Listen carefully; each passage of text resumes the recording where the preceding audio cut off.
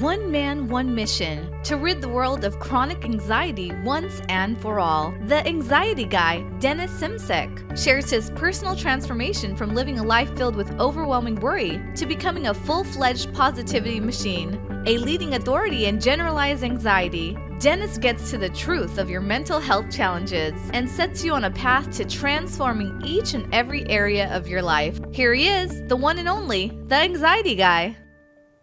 Hi, everyone, and welcome to this episode of the Anxiety Guy podcast. You are listening to episode number 260 of this podcast. And again, thanks for joining me. Thank you for your time. Thank you for your trust.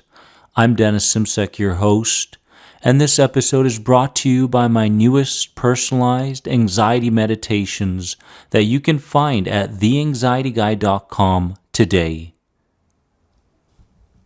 Warriors, last week on the Facebook page, I put out a post asking people to chime in on what they'd like to see for a YouTube video for Wednesday.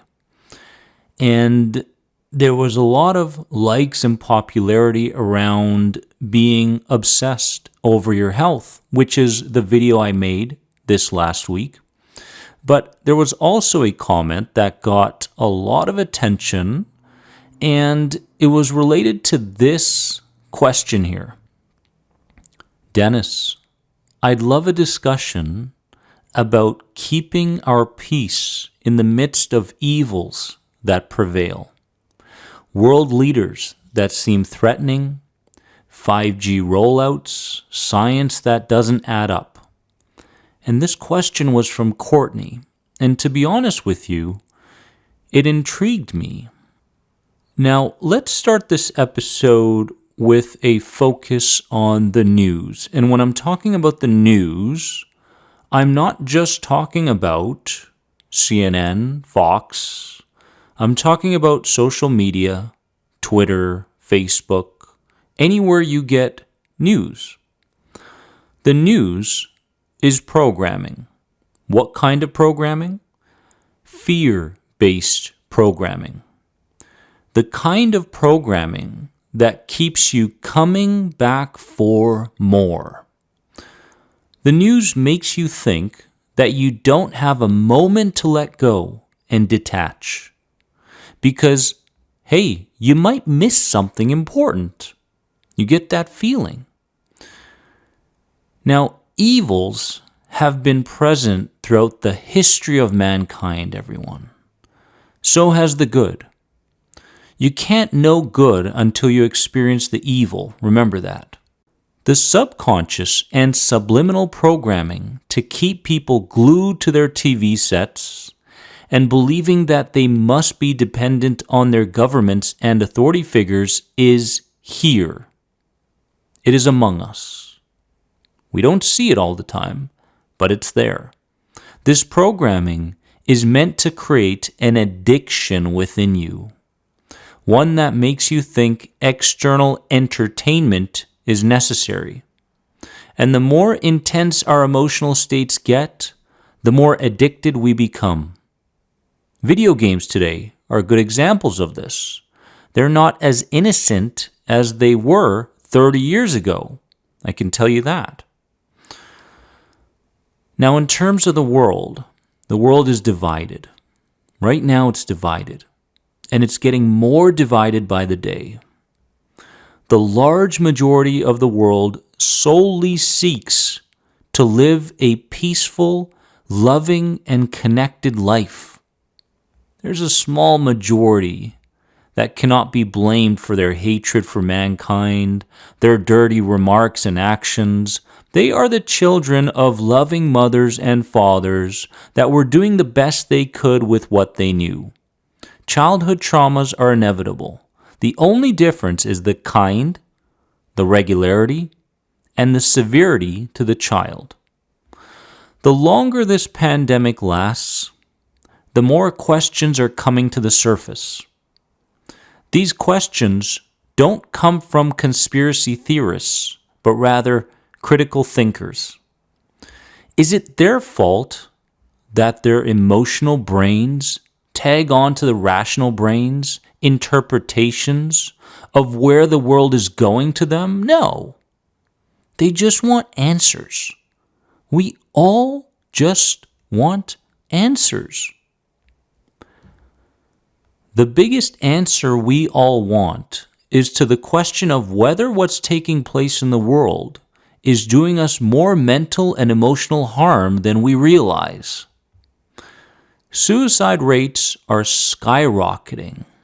In fact, I've had 3 kids I used to teach tennis to commit suicide recently.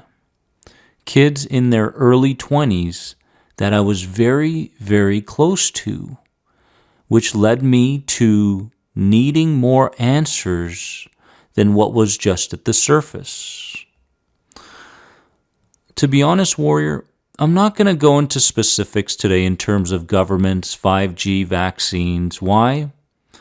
Because the best way to find answers to something and understand something fully is to be open to all angles of interpretation.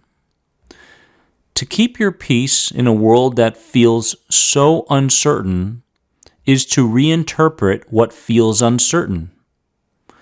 Humanity has never had such an opportunity to do their own thinking, to evolve, and to be awakened to all the things that truly never mattered in their lives. This is an awakening, a time to come together and piece together the biggest missing components in our lives right now.